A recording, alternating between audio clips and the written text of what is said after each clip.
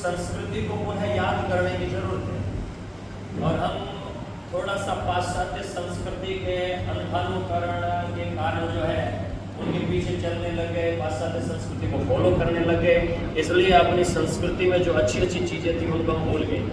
जैसे अब सी साहब ने कहा कि शमी का वृक्ष जिनका उल्लेख महाभारत में आया, बहुत प्राचीन हमारे पुराणों में आया। जिस समय पांडव लोग वनवास गए थे उस समय भी शमी का वृक्ष, और शमी जो है उसका कितना महत्व है, उनकी जड़ से लेकर के और पत्ता तक कितना महत्वपूर्ण और इम्पोर्टेंट होता है, ये हम पढ़ने पर हमें पता चलता है। लेकिन हम लोग धीरे धीरे कई चीज़ों में हम आगे बढ़ते बढ़ते ये नए तरह के कई पेड़ पौधे आए ना, इन पेड़ पौधों को लगाने लगे। मैं एक दिन अखबार में पढ़ रहा था, शायद मुझे पक्का याद में नहीं है कौन सा पेड़ था, जिस पेड़ का दिखने में वो सुंदर दिखता है, छाया भी बहुत प्यारी होती है, और लोगों ने एक देखी दूसरा देखी सब वो पेड़ लगाने शुरू कर दिए। तो धीरे धीरे उस क्षेत्र का ऑक्सीजन कम क्या नाम, दोनों कारणों से सब जल्दी, तो वो बहुत अच्छा दिखता है, दिखने में सुंदर दिखता है, हरियाली दिखती है, लेकिन उस क्षेत्र का ऑक्सीजन कम पड़ गया तो सरकार को आदेश देकर उन पेड़ों को कटाना पड़ा। तो हमारे लिए खेजड़ी ऐसे ही हम लेकर के चले ऐसा नहीं, जब केवल विष्णु समाज लेकर के चल गए ऐसा नहीं, उसमें बहुत बड़ा एक वैज्ञानिक कारण है कि खेजड़ी जड़ों से लेकर के जब हमारे यहाँ पर अकाल पड़ा था, तो लोग भैयाड़ों काल वगैरह कहते हैं, उस समय काल पड़ा था, तो काल के अंदर लोगों ने जो है इस खेजड़ी के जो तने के छिलके होते हैं ना, उन छोटा जिसका नाम छोटा बोला, उनको ले करके और अपना जीवन बिताया था, उनके द्वारा अपने पेटों को भरा था। तो खेजड़ी सब तरह से हमारे लिए ठीक है, और खेजड़ी अच्छी, उस खेजड़ी के लिए हमने प्राण दिए हैं, अच्छी बात है। तो हमारा जो सुंदर संदेश है, ये सुंदर संदेश बाहर तक कैसे जाए। अब बंबई से कहा गया कि बंबई के इस शहर से जो भी काम शुरू होता है वो विष्णु जी जहाँ भी रहते वहां तक फैलता है। इस बात से मैं भी एग्री, क्योंकि ये बंबई बातें इन्होंने बताई। यहाँ पर संगोष्ठी सबसे पहले यहाँ करवाई, तो अब वो देश के कोने कोने में हो रही है, विदेश में भी, दुबई की धरती पर हुई, और यहाँ से और 2-4 क्रिकेट की टूर्नामेंट वहाँ में 2-4 जगह पर और भी क्रिकेट टूर्नामेंट यहाँ शुरू हुई। अब मैं सब चीज़ों में एक बात कहूँ कि आज व्यवसाय के क्षेत्र में, जैसे आप मारवाड़ में कहवा नहीं गए वो हम लोग बड़े रीत हैं और बाकी सब 11 बजा जुदा बजा, तो व्यवसाय के क्षेत्र की अगर बात करूं तो आज लोगों ने करोड़ों अरबों खरबों के पैसे कमा करके विष्णु समाज के बड़े बड़े व्यवसायी हुए हैं, लेकिन उनकी नींव भी बंबई से ही निकली है। जितने बड़े बड़े व्यवसायी हैं वो मुख्य रूप से बंबई होकर के ही निकले हैं, तो सारी चीजें यहाँ से निकलती है। तो मैं बंबई के लोगों से एक निवेदन करना चाहूंगा कि हम लोग वैसे तो धर्म के मार्ग पर सदा चलते ही, लेकिन अगली बार जब ऐसी यात्रा हो तो आप सब लोगों का क्या मानस बन रहा है, अगली बार इससे भव्य यात्रा रखने का बन रहा है?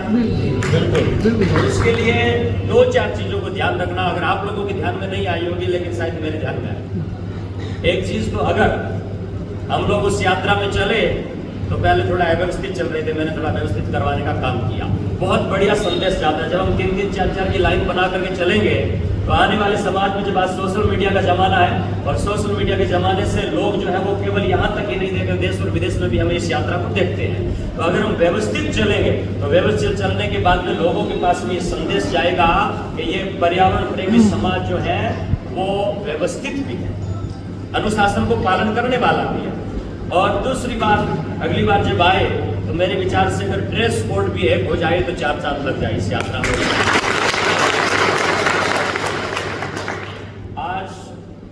कुछ लोग जो है इस यात्रा में पधारे तो ड्रेस कोड सबके डिफरेंट दिख रहे हैं, कईयों के काले, पीले, नीले इस तरह से दिख रहे हैं। अगली बार मेरा निवेदन रहेगा कि आप जब भी यात्रा में आए तो इसको और भव्य बनाए, और तो इस समाज को दूसरे समाज भी फॉलो करेंगे और आगे बढ़ेंगे। इन चीजों का भी ध्यान रखने का है। और अब समाज के लोग हम यहाँ बैठे हैं, तो मैं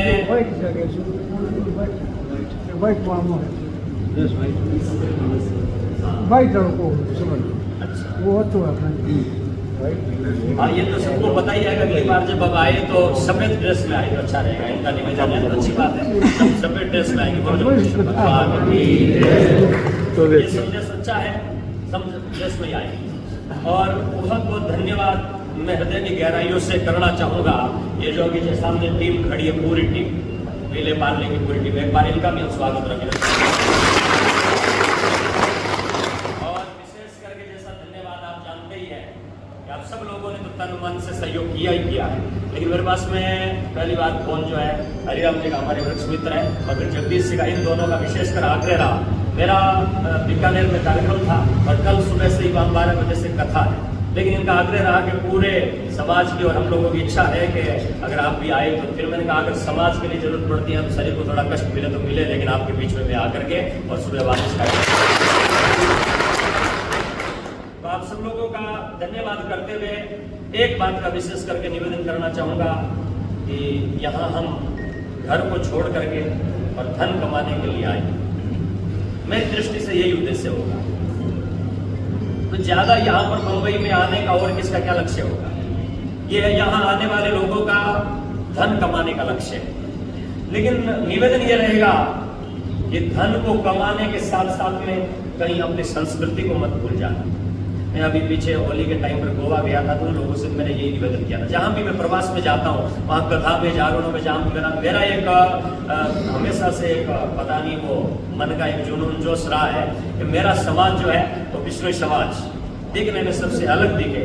और कई लोगों ने मेरे से प्रश्न पूछा, मैं कई बार बिश्नोई समाज के अलावा बड़ी बड़ी बैठकों में गया हूँ, और वहाँ पर जब गया हूँ तो वहां पर लोगों ने कई तरह के प्रश्न जो है वो मुझसे पूछे, एकांत में पूछे हैं, बड़ी सभा में नहीं। कि महाराज जी, एक तो आप ये बताओ कि बिश्नोई जो होता है उसका एक रूप दिखता है, इतना चमकता क्यों दिखता है?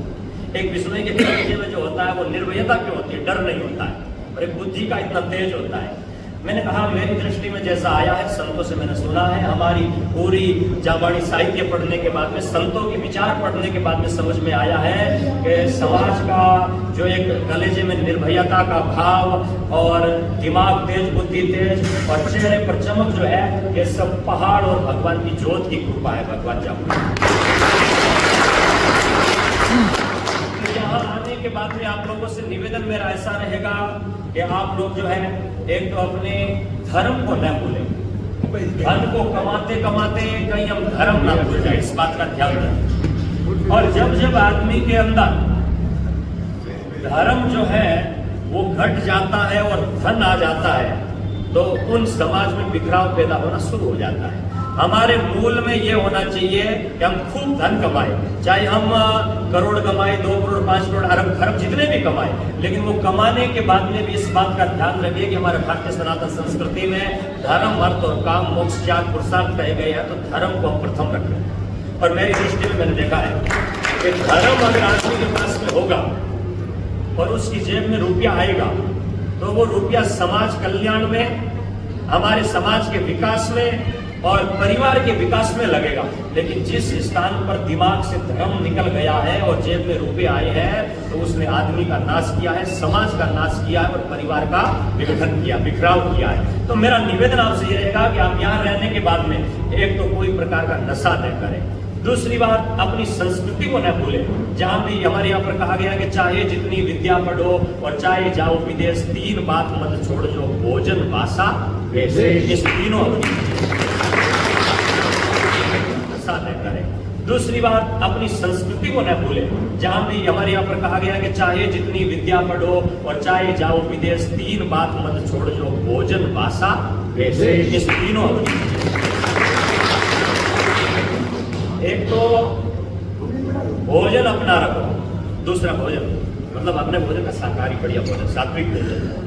और दूसरी भाषा, सब भाषा सीखो आप, मराठी भाषा भी सीखनी चाहिए, अंग्रेजी भी सीखनी चाहिए, सब भाषा का ज्ञान होना चाहिए, लेकिन अपनी भाषा पर गौरव होना चाहिए, ऐसा ध्यान में रखना चाहिए। और भेष भी अपना रहे तो खूब बढ़िया पहचान होती रहेगी हमारी, इन चीजों का ध्यान रखें। और आखिर में एक बात आप लोगों से निवेदन कहूंगा कि कलौ संगठने शक्ति। कलयुग में, अलग अलग युग में शक्ति जो होती है वो अलग अलग चीज में होती है। सतयुग में शक्ति तप में थी, त्रेता युग में मंत्र में थी, द्वापर में अलग थी, और कलयुग में शक्ति जो है वो हमारे शास्त्रों में लिखा गया है कलो संगठने शक्ति। कलयुग में शक्ति जो है वो संगठन में है, और हम जब संगठित होकर के रहेंगे तो कोई भी हमें बखेर नहीं सकेगा, कोई भी हमें तोड़ नहीं सकेगा। इसलिए मुट्ठी की तरह संगठित होकर के रहें। बिखरे ना, हम छोटे मोटे स्वार्थों को लेकर के ना बिगड़े। हाँ, हो सकता है कि बिजनेस का माइंड सबका अलग अलग हो, कोई किसी क्षेत्र में काम कर रहा है, कोई किसी क्षेत्र में काम कर रहा है, बिजनेस का काम अलग अलग होगा, सब काम का अलग होगा, सब लोगों के विचार अलग अलग होंगे, ये हो सकता है। लेकिन संगठन का मतलब मैं ये कह रहा हूं, संगठन का मतलब ये है कि जब बात समाज के विकास की आए, जब बात राष्ट्र के विकास की आए, तो उस समय हमें सारे मतभेद भूल करके एक जाजम पर बैठ करके एक सुर में सुर मिला देना चाहिए, ताकि हमारे समाज का और राष्ट्र का कल्याण। आप सब लोगों ने इतना बढ़िया कार्यक्रम किया, उत्सव में मिले, और आगे भी आपका जीवन सुखमय रहे, मंगलमय रहे, ऐसी मंगल कामना करते हुए बोलो जम्बेश्वर माता की जय। अच्छा, हाँ, एक विशेष ये है, ये कार्ड आपने गले में डाल रखा है, इसके अंदर जिन्होंने ये कार्ड बनाया है उन्होंने लिखा है कि नशा नाश का द्वार है।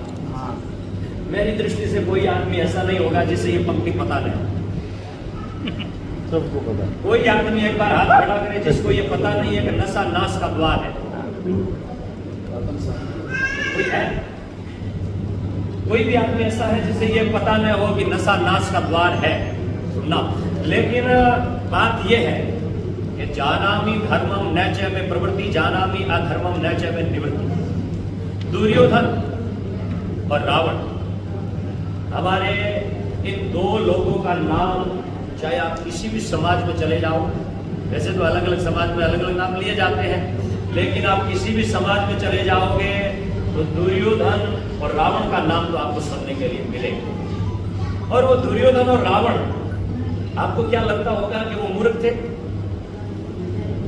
दुर्योधन और रावण जो थे ना, भगवान जाम्बोजी ने अपनी शब्दवाणी में रावण को लेकर के पंक्ति कही। अगर आपने शब्द पढ़े हैं तो उन्होंने क्या लिखा कि रावण सो कोई नाम ना देखो, जिन चोचक आण फिराई, और लेकिन एक क्रिया के राह वेदी लंका फेरे। गुरु महाराज जाम्बोजी ने कहा कि मैंने दुनिया में बहुत तरह के राजा देखे, लेकिन रावण के जैसा राजा नहीं देखा। रावण सो कोई राम न देखे। लेकिन रावण में कमी क्या थी? रावण में कमी ये थी कि एक तो वो डिले कर रहा था, जो काम आज करना चाहिए उसको आगे कर रहा था। मैंने कई संतों के मुख से ऐसा सुना है कि रावण के मन में 4 चीजें थी। एक तो उनके मन में थी कि स्वर्ग तक सीढ़ियां लगाऊं, एक उसके मन में थी कि समुद्र का पानी खारा है उसे मीठा करूं, एक उसके मन में थी कि बाप से पहले बेटा न पड़े ऐसा कुछ मंत्र जपूं, और एक उसके मन में थी कि अग्नि में से जो धुआं निकलता है उस धुएं को बंद कर दूं, और एक उस रावण के मन में और थी कि सोना जो है, ये सोना सजाता तो शरीर को बढ़िया है, लेकिन इसमें सुगंध पैदा कर दूं तो क्या। लेकिन रावण ने ये किया नहीं कि भाई मुझे मारने वाला कौन है। शुभ कार्य हमारे शास्त्र कहते हैं कि आदमी को बहुत जल्दी कर लेना चाहिए, और पूरा कार्य जो है, जैसे यहाँ लिखा कि नशा नाश का द्वार है, आदमी ने गलती ये कर ली कि नशे की मन में आई तो बोले अभी अभी करो, और भजन की मन में आई तो बोले बाद में करेंगे, दान की मन में आई तो बाद में करेंगे, लड़ाई करनी तो बोले अभी अभी करो, और राजीपा करना तो बोले कल बताओ। मतलब व्यक्ति जो है वो अच्छे कार्यों को टाल रहा है, बुरे कार्यों को तुरंत कर रहा है। होना ऐसा चाहिए कि जब कोई लड़ाई करने की बात आए तो आदमी को कहना चाहिए कि लड़ाई 5 दिन बाद में करेंगे, ताकि क्या पता कि दिमाग जो है वो सद्बुद्धि आ जाए और लाखों रुपए वकीलों को देने से बच जाए, थाने में देने से बच जाए, सिर फूटने से बच जाए। इसलिए बुरे काम आए तो बुरे काम को बाद में करो, और बात राजीनामे की आए, बात बढ़िया काम की आए तो बोले अभी का अभी करो, तुरंत करो। तो रावण के मन में मैं ये कह रहा हूं कि रावण सब जानता था, और रावण जानते हुए भी गलत मार्ग पर चला, तब रावण हारा और रावण बर्बाद हुआ। लेकिन ये रावण को बात समझ में कब आई? रावण को बात समझ में आई जब वो मर रहा था, तब मरण भूमि में पड़ा था, और जब बाण लग गया, नाभि से अमृत सोख रहा था, तब रावण के समझ में आई, और रावण ने राम से पूछा। मैं 2-4 पंक्ति आपको बता रहा हूं, मैं 2-4 पंक्ति आपको बता रहा हूं। जब रावण पड़ा था ना, बाण लगा था और रावण पड़ा था, तब रावण ने राम से कुछ क्वेश्चन किए थे, कुछ प्रश्न किए थे। कि बल विभव से मुझसे तुझ में देखी ना अधिकाई है, किस कारण हे राम युद्ध में विजय आपने पाई है। ये प्रश्न किया किसने? रावण ने। क्या बोला कि बल और वैभव में तुम मेरे से नीचे हो, लेकिन फिर भी आज तुम जीते क्यों? तब राम जी कुछ नहीं बोले, राम जी मुस्कुराए केवल। और राम जी जब मुस्कुराए तो रावण ने कहा मैं मर रहा हूं और मरने से पहले पहले कुछ भेद दुनिया को देकर के जाना चाहता हूं। और भेद ये है कि आप क्यों जीते और मैं क्यों हारा, ये आज मैं बता रहा हूं। मेरे पुलिस शतरंग सिंहिका प्रबल लंकीनी सी और समुद्र जैसी खाई है, और ब्रह्मा निर्मित गिरि चित्रकूट पर लंका सा गढ़ मेरा। आपने अपने जीवन में सोने की कुटिया एक नहीं छवाई है, और फिर भी आपने बताओ युद्ध में विजय कैसे पाई है? बताओ आप कैसे जीते? आपने तो एक सोने की कुटिया नहीं छवाई, और मेरी तो ब्रह्मा निर्मित गिरि चित्रकूट पर लंका सा गढ़ है, लेकिन फिर भी आप जीत कैसे गए? तो फिर भी जब कुछ उत्तर नहीं मिला तो रावण ने कहा कि आज समझ में आई है क्या, मैंने माता पिता की करी न सेवा, दीना कष्ट महाई है, और आपने माता पिता गुरु के चरणों की रज शीश पर चढ़ाई है, इसीलिए युद्ध में विजय आपने पाई। आप युद्ध में इसलिए जीत रहे हो, एक कारण तो आपका ये है कि मैंने मेरी माँ को दुख दिया, पिता को दुख दिया, गुरु को दुख दिया, और मामा को कहा मारिश को दुख दिया, सबको दुख दिया। और केवल एक कारण नहीं है, दूसरा कारण रावण बता रहा है कि मेरे जो है वो हार का कारण है, ये है कि मैं था लंपट। ध्यान से सुनना, ये हार के कारण है, आदमी के जीवन को गिराने के कारण है। पर आज हम 9 वर्ष पर, अरे कितना शुभ अवसर है। आज रावण की बात ये मानना, रावण ने कहा मैंने माता पिता गुरु की सेवा नहीं करी। एक तो बात ये ध्यान रखना कि माता पिता गुरु की आज्ञा का हमेशा पालन करना। और दूसरी बात रावण कहता है कि मैं था लंपट नीच कुकर्मी, तकी तकी तिरिया पराई है, पर आपने सपने में भी पराई नारी पर दृष्टि नहीं उठाई है, इसी कारण युद्ध में विजय आपने पाई है। चरित्रवान पुरुष जो होता है, उस चरित्रवान पुरुष को जांबोजी ने कहा जय जयकार हो। और जिस आदमी का चरित्र गिर गया, मैं आप सोशल मीडिया को देखते होंगे, बहुत सारे लोगों के पास में रुपए है, लेकिन रुपए होने के बाद में भी जिस आदमी का चरित्र गिर गया, समाज उसको मान नहीं देता है। बुद्धि भी कईयों में होगी, लेकिन चरित्र गिरने के बाद में बुद्धि का नाश होगा। पहले बुद्धि तेज होती है, चरित्र गिर गया तो बुद्धि का नाश होगा। रूप भी सुंदर होता है, लेकिन चरित्र गिर गया तो रूप का भी नाश हो जाएगा। इसलिए जिस आदमी का आप सोशल मीडिया पर देखते होंगे, जिस आदमी का चरित्र गिर गया है, वो आदमी चाहे करोड़ों रुपए लेकर के भी घूमता है तो समाज उसको मान नहीं देता है। हो सकता है कि 2-4 उससे मिलने वाले लोग उसको मान दे दे, लेकिन समाज मान नहीं देता है। लेकिन मैंने समाज के बहुत नीचे के तबके तक जाकर के देखा है, पिछड़े वर्ग तक जाकर के देखा है, ऊंचे से ऊंचे धनवानों को देखा है कि जिस आदमी के पास में चाहे रुपया कम है, लेकिन चरित्र को बचा रखा है, तो समाज में उसके लिए तालियां बजाएगी, उसका स्वागत। इसलिए 9 वर्ष पर हम ये खड़े होकर के यहाँ पर आज ये संकल्प ले, जीवन है ना, ये जीवन ऐसे चरित्रहीनता में पढ़ करके बिताने के लिए नहीं है। जीवन में तो जांबोजी ने कहा आकाश का पानी, पताल का पानी आकाश को चढ़ाए ले, बैठ ले गुरु का दृष्टा। और ये तो अभी तक तो आनंद हमें वहां पर जो चरित्रहीनता में आ रहा है, क्यों? क्योंकि हमने रस को अनुभव नहीं किया, परम आनंद को अनुभव नहीं किया है। और जिस दिन वो आनंद रस आने लगेगा, जो हमारे चरित्रवान बनने में है, वो चरित्रहीन बनने में कभी रस नहीं है। इसलिए इसको ध्यान रखना, रावण ने ये कहा। और तीसरी बात, थोड़ा सा आप लोग समझदार है, धन भी खूब कमा रहे हैं, तो मेरा निवेदन रहेगा कि परिवार की तरफ भी थोड़ा ध्यान। और परिवार की तरफ ध्यान रखने का ऐसा कह रहा हूं कि आप लाखों रुपए अगर अपने भाई को और परिवार को नहीं दे सकते, तो एक काम करिएगा कि आप यहाँ बैठ करके महीने में लाखों रुपए कमा रहे हैं, और एक आपका भाई भी अगर 1 रुपए भी नहीं कमा रहा है, तो उसके घर को अगर सहायता न कर सको तो आपकी मर्जी, लेकिन उनकी संतान 1-2 को पढ़ा करके योग्य बना देना।